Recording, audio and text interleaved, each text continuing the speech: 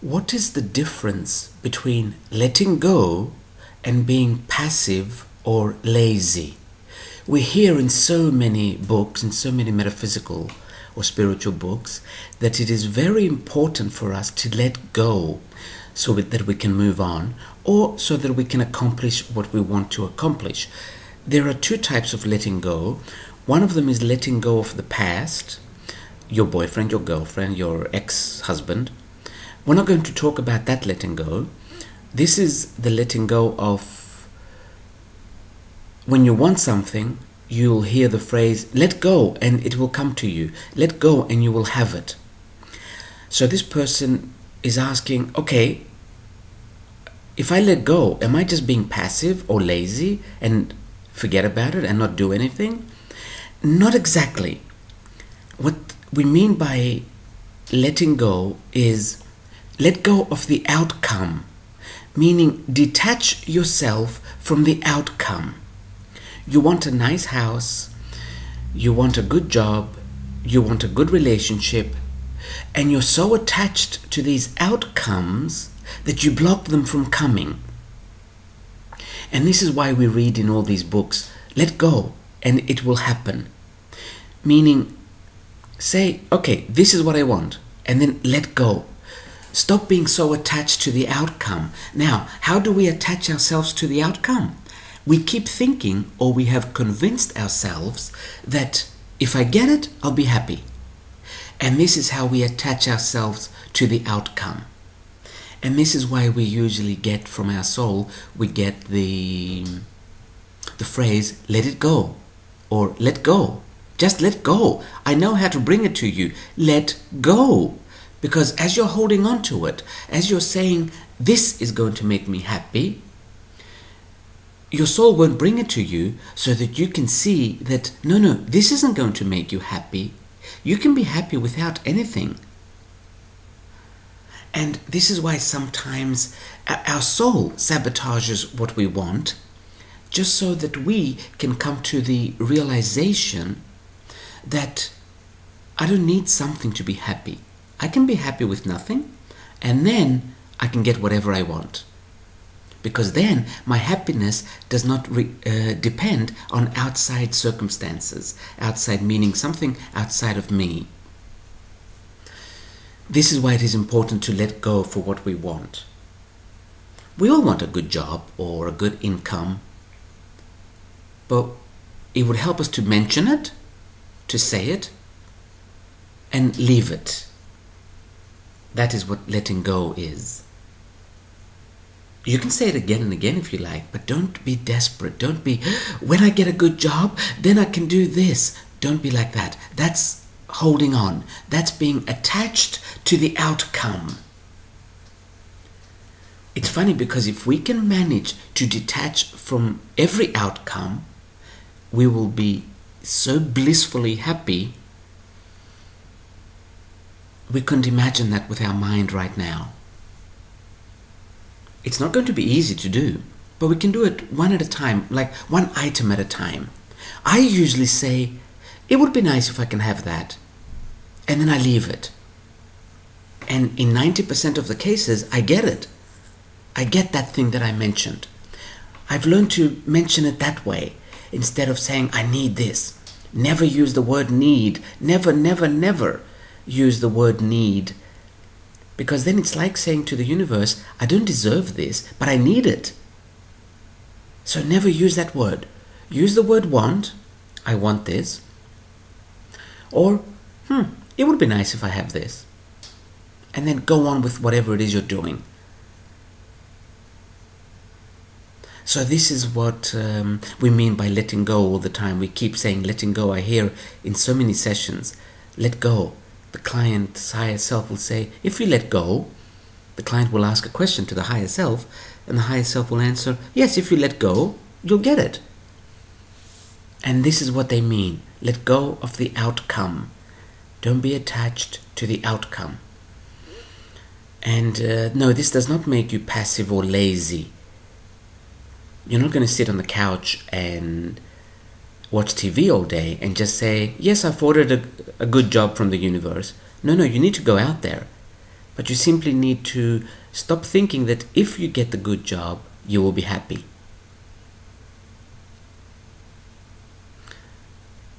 Maybe we can talk about the other letting go as well. Letting go from ex-husbands,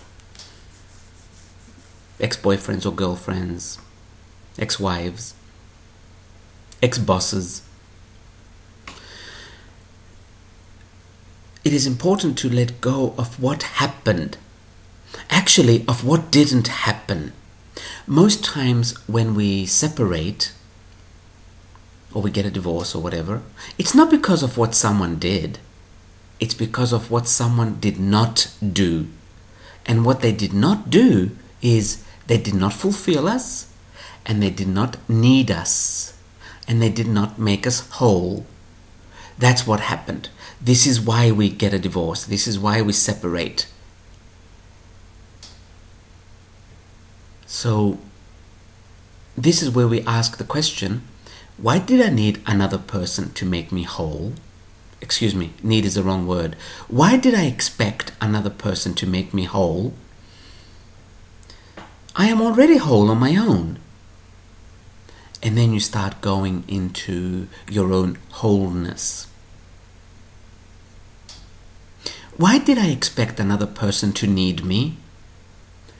Well, we do this because we think need is love. Because we haven't got the faintest idea what love is. And because we don't have love in our world, actually, in our reality, in our dimension, the third dimension. Because we don't have love, we call need love. So if the other person needs me, I'm going to call this love. And that way I will stay with the other person because I know the other person loves me. No, the other person simply needs you, needs what you've got. They don't love you at all.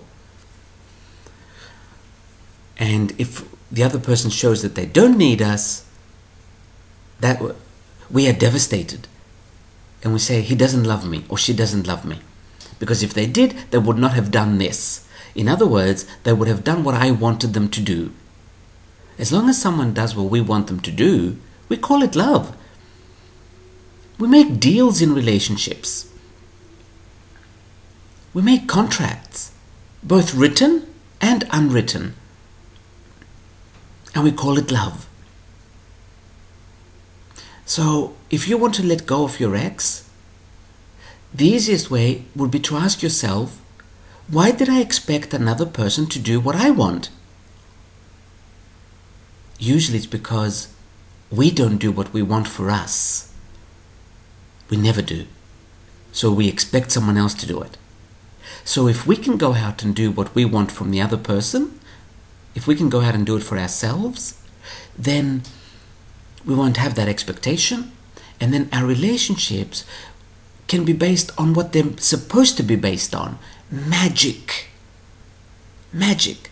Not fulfillment, not security. Magic. That is what a relationship is supposed to be based on.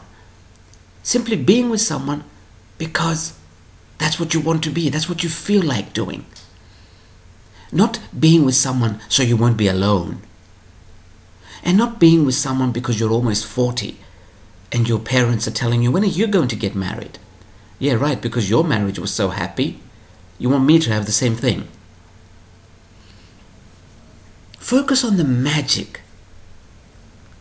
When you see someone, or when you meet someone, or when you are with someone, and your heart pulse goes up, that is a reason to be with someone. Not forever. Not forever. Only for as long as your heart pulse is going up. For as long as you're feeling butterflies in your stomach. And then it's time to move on. Don't try and bottle the magical moments. I read a very good article from a psychologist the other day online.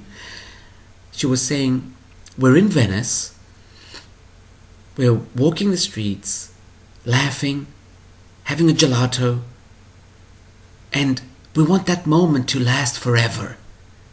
So we decide then and there to get married. We're not in love with each other, we're in love with the moment. We're in love with Venice. And I thought, oh yes, this is so true. We try to bottle the moment, to put it in a bottle, put a cork on it, and make sure it never opens and escapes. So, as long as, be with the person as long as you're feeling like this. And then once the feeling stops, it means you've learned, you have experienced it, and it's time to move on. Man, meaning mankind.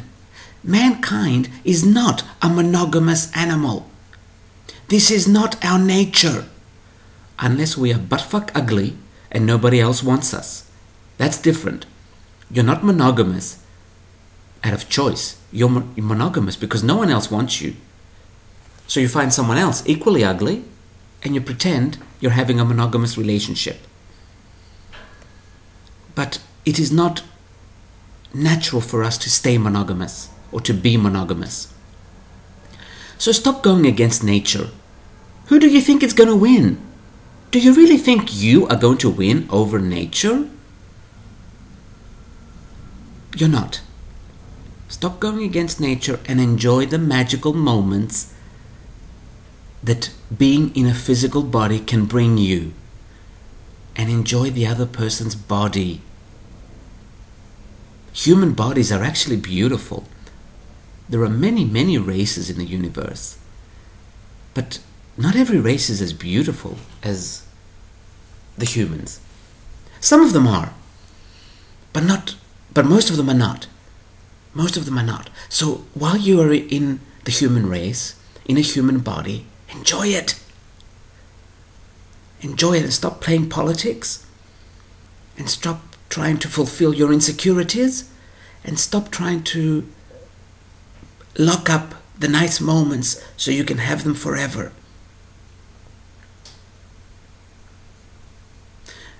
What I'm going to say now is for women. Ladies, men only want one thing from you. Sex. It's nature. They need to seed so that nature can survive, so that the species can survive. Of course, we don't live in the caves anymore, but because we did live in the caves for hundreds of thousands of years, this cannot change with 2 or 3 or 4 generations. It will take thousands of years for this to change. So yes, a man will tell you exactly what you need to hear or what you want to hear so he can get laid, so he can have sex. He does not love you, doesn't know anything about you.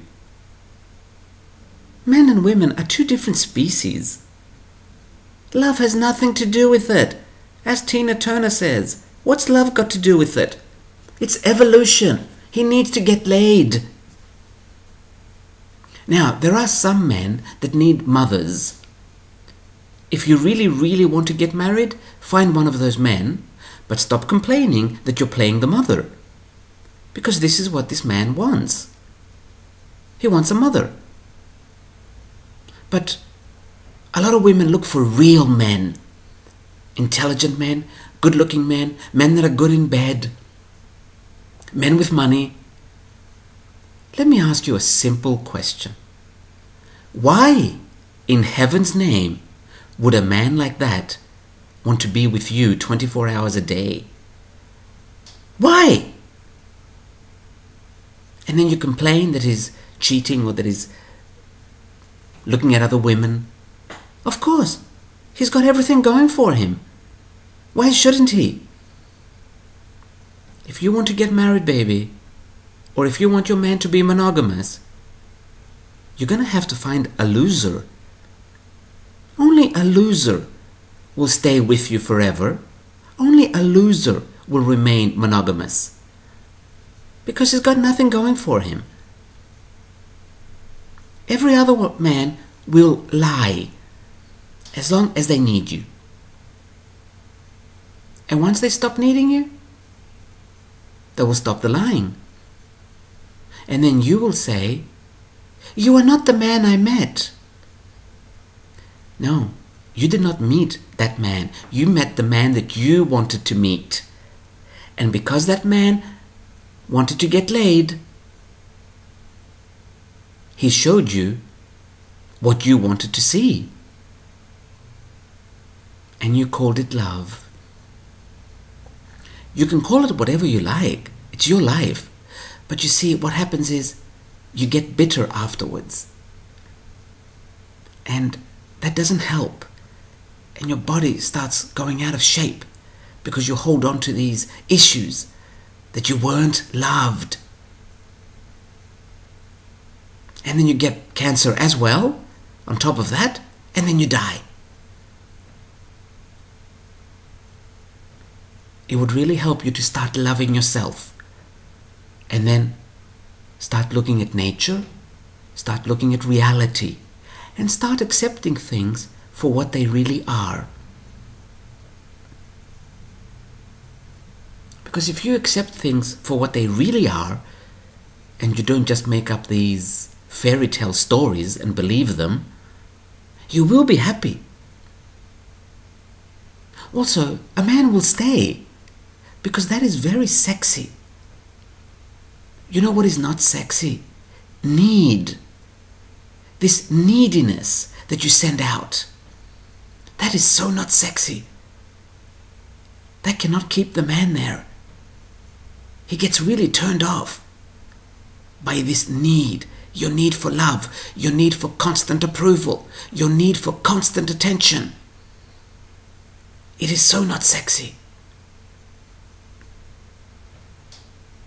Find yourself, love yourself, accept reality for what it is, and you will become so sexy that then the man won't need to go anywhere, won't want to go anywhere. He will be happy there. And he will feel free there. Free meaning he's not going to feel pressured to fulfill you, which is something nobody can do. We are God. Do you really think God needs to be fulfilled by another God? I know we went totally somewhere else in this answer, but it came up by itself. It came up on its own. And I've learned in the years of doing this, if something comes, just leave it. Just let it come. Don't block it because of logic.